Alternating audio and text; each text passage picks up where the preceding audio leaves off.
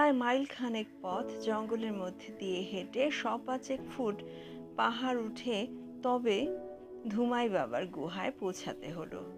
বিশাল গুহা, ১০ পা ভেতরে গেলেই দুর্ভেদ্য অন্ধকার। সেটা যে শুধু ধুমাই বাবার ধুনুচির ধোয়ার জন্য তা নয়, এমনিতেই গুহায় আলো প্রবেশ করে না বললেই চলে। প্রদ্যোৎবাবু অপার বিস্ময়ে দেখছিলেন গুহার সর্বত্র স্ট্যালাকটাইট আর স্ট্যালাকমাইটের ছড়াছড়ি। তুলসীবাবুর দৃষ্টি সেদিকে নেই, কারণ তার লক্ষ্য কবিরাজি ওষুধ। ধুমাই বাবা যে গাছের কথা বললেন তার নাম চক্রপর্ণ। এ নাম তুলসীবাবু কোনো দিনও শোনেননি বা পড়েননি। গাছ নয়, গাছরা, আর সেই গাছরা নাকি কেবল দণ্ডকারণ্যের একটি বিশেষ জায়গা ছাড়া আর কোথাও নেই। আর সেই জায়গাটারও একটা বিশেষত্ব আছে, সেটা তুলসীবাবু নাকি গেলেই বুঝতে পারবেন।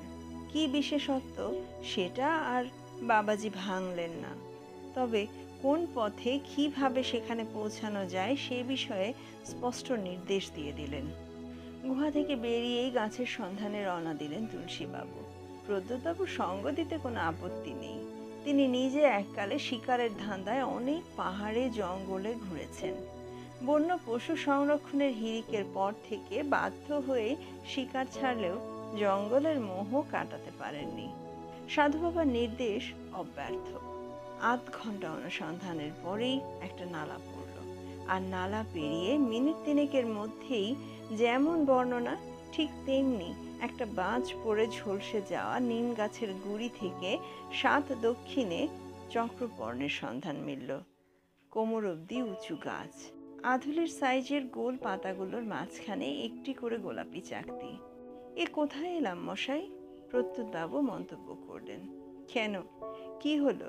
এখানে অধিকাংশ গাছই দেখছি অচেনা, বললেন প্রদ্যোৎবাবু। আর জায়গাটা কিরকম স্যাঁতসেঁতে দেখেছেন? বনের বাকি অংশের সঙ্গে যেন কোনো মিলই নেই। পায়ের তলায় ভিজে ভিজে ঠেকছিল বটে তুলসীবাবুর, কিন্তু সেটা অস্বাভাবিক বলে মনে হবে কেন? কলকাতা শহরের মধ্যেই এ পাড়া ও পাড়ার তাপমাত্রার ফারাক হয়, যেমন ভবানীপুরের চেয়ে টালিগঞ্জে শীত বেশি। তা বলে বনের এক অংশ থেকে আরেক অংশের তফাৎ হবে না কেন? এ তো প্রকৃতির খেয়াল। তুলসীবাবু কাঁধ থেকে ঝোলা নামিয়ে গাছের দিকে উপর হয়েছেন। এমন সময় প্রদ্যোৎবাবু বিস্ময়করভাবে একটা প্রশ্ন করে তার কাজে বাধা দিল। এটা আবার কি?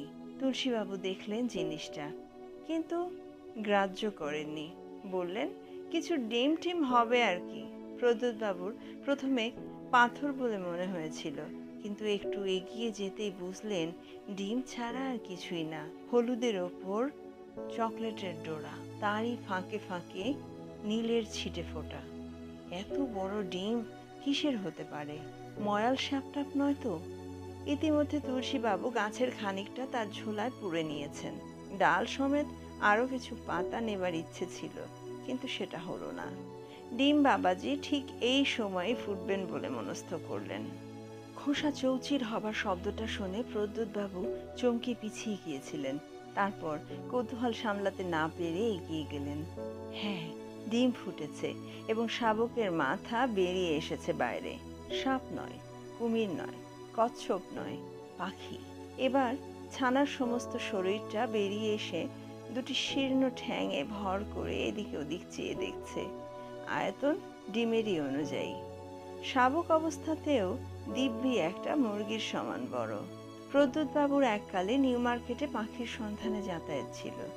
বাড়িতে পোষা বুলবুলি আছে, ময়না আছে, কিন্তু এত বড় ঠোঁট, এত বড় পা, গায়ের এমন বেগুনি রং, আর জন্মানো মাত্র এমন সপ্রতিভ ভাব তিনি কোনো পাখির মধ্যে দেখেননি। তুলসীবাবুর কিন্তু ছানা সম্বন্ধে মনে কোনোই কৌতূহল হলো না। তিনি ইতিমধ্যেই গাছের আরও বেশ খানিকটা অংশ ঝোলায় পুড়ে ফেলেছেন।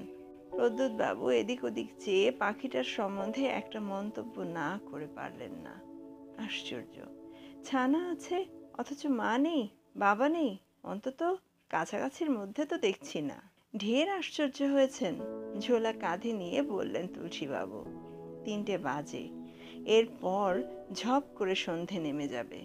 প্রদ্যোৎবাবু কিছুটা ইচ্ছের বিরুদ্ধেই পাখি থেকে দৃষ্টি সরিয়ে নিয়ে তুলসীবাবুর সঙ্গে হাঁটা শুরু করলেন।